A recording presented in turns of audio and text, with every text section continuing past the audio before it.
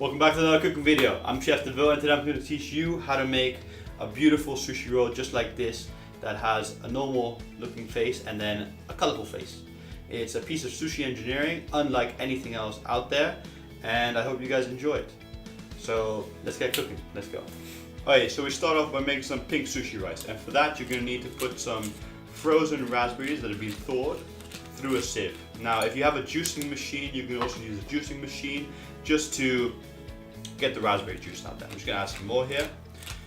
And basically what I'm just doing is I'm just pressing the thawed raspberries through a sieve and the juice just pours out the bottom. Now, I like to use frozen raspberries because fresh raspberries are too sweet. So the frozen ones have a little bit of sourness to them, which really complements the sushi rice. Alright, just going to scrape the bottom off here. And now I'm just going to add this to some sushi rice. So here's a nice bowl. Add some cooked and seasoned sushi rice. If you don't know how to make cooked and seasoned sushi rice, click on the link on the top left corner of your screen to go to my website to check it out and learn my recipe. I'm just going to add a little bit of this raspberry juice over it, and then I'm just going to mix it through. Now you add a little bit and you can add a little bit more later, but it's very difficult to take out, so just go slowly with it, otherwise you get a goopy mess. Now the technique here is to separate the rice, not mash it up. You want to make sure that the grains of rice are still intact, so be very careful and just separate the sushi rice, and the color will get in between the sushi rice grains. So just like this. Okay, so that's that nearly done. And now I'm just going to transfer it over to a nice clean bowl. Okay, perfect. So that's the pink sushi rice done. And now I'm going to make the green sushi rice. I'm going to take another nice fresh bowl and add some wasabi masago. Now you can get wasabi masago online or at a Japanese store, but you're more likely to get it online. It comes frozen and you can keep it in the freezer for ages and then unfreeze whatever you need. And it's a delicious taste.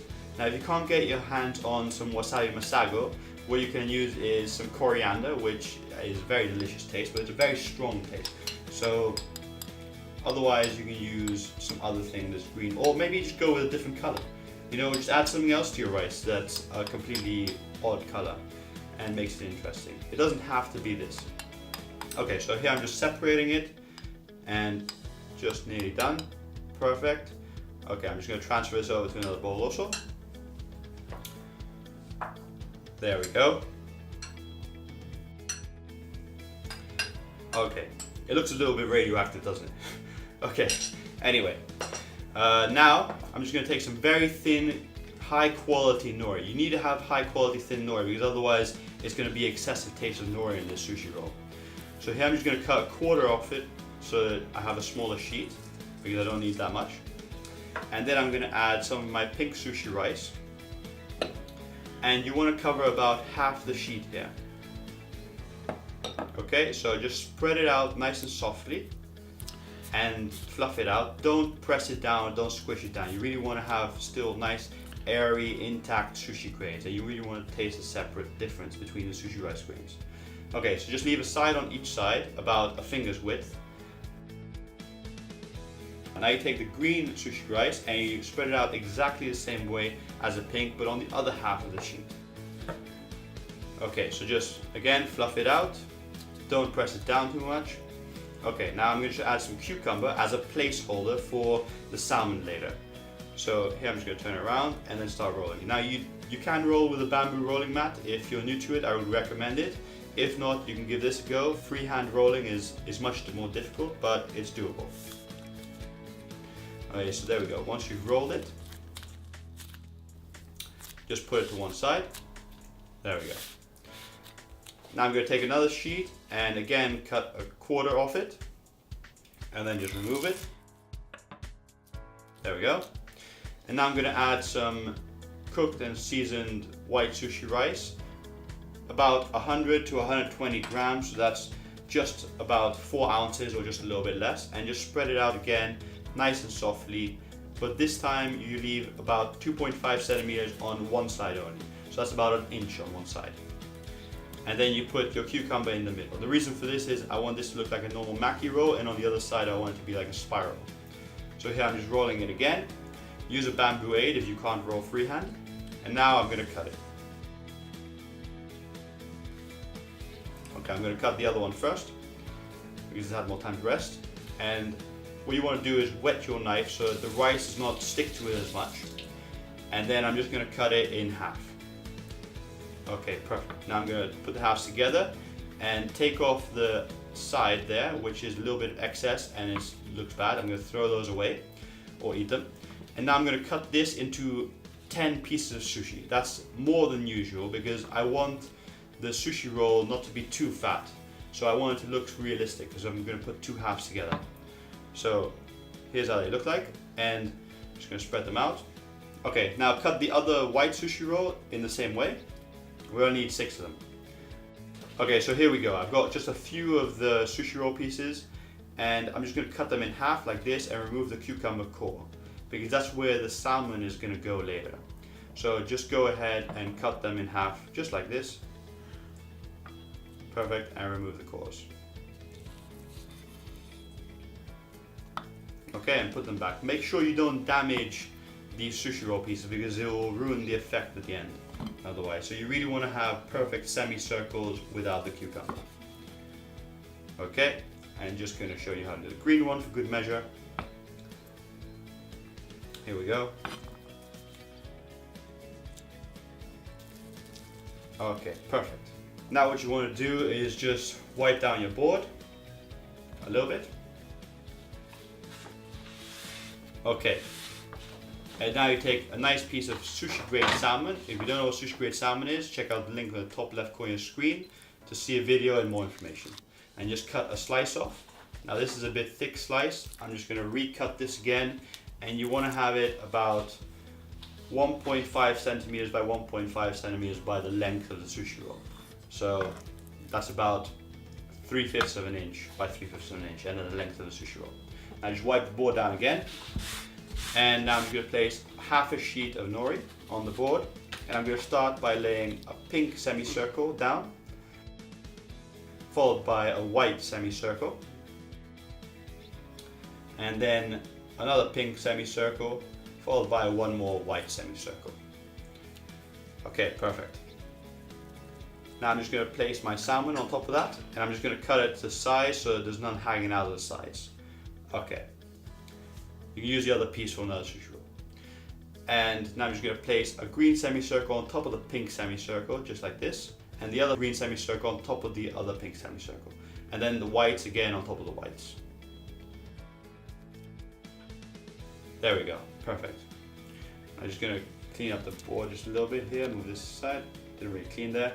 Anyway, now I'm just going to start rolling. Now you can use a bamboo rolling mat again, and I would recommend it if you haven't rolled before, but I'm just going to do it freehand here.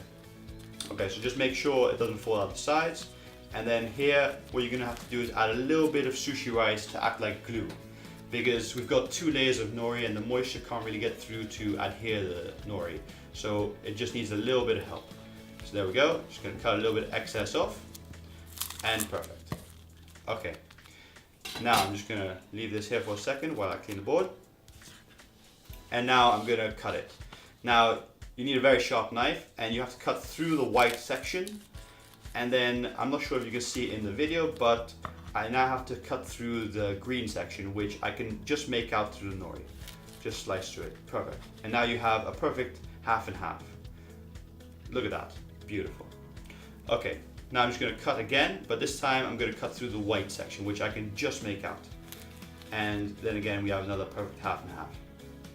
Okay, now the last one's a little bit tricky because there's not much sushi to hold on to, and you could really easily mush it. You need an extremely sharp knife like this one, and that just about makes it. Perfect. Now if you want the same knife that I've got here, then check out the link by clicking on the top left corner of the screen. It's an extremely sharp knife and it works great for cutting sushi.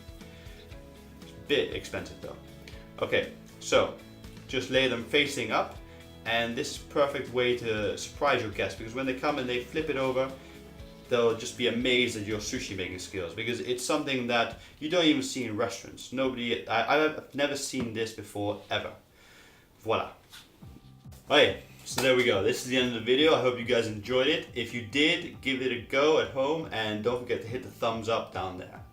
Now, The last couple of weeks I've been asking questions to get to know you guys a little bit more and understand my subscribers, and they've been a bit generic. So this week I'm just going to ask a random question, nothing to do with sushi, nothing to do with the channel, nothing to do with YouTube. Just, what's the most exciting experience you've ever had in your life? Now, I guess I should go first. So I'd say the third most exciting experience I've ever done in my life is skydiving. Now, I can't tell you the first and second because it's too public, there's thousands of people watching. But anyway, so skydiving. I remember looking back, I expected when I jumped out of the plane to just fall down to earth, and then, I don't know, I didn't expect to, so I just expected to fall down to earth, which in hindsight was pretty stupid of me, because as soon as you jump out of the plane you start tumbling, and those first couple moments I was just in sheer panic. I thought I was actually gonna die, but when I started to level out, I started to calm down, it's all good, and then you just dropping down to earth and you see the horizon on the side and you see the curvature of the earth and you just see how massive the planet is compared to you, and it's really great experience. I recommend to anyone. And after dropping for a while, you just want to test the parachute out, make sure those few ropes and a little sheet will actually stop you. And yeah, that was my skydiving experience in a nutshell. So let me know your most exciting experience in the comment section below, and I'll be sure to give it a read at least, and hopefully if I can then respond to it. Okay, so that's it. I hope you guys enjoyed this video. Check out my other videos by clicking on the right now, and subscribe to my channel if you haven't done so already by clicking on the top left corner of your screen. Thanks for watching. I'm Chef DeVoe. See you guys next week.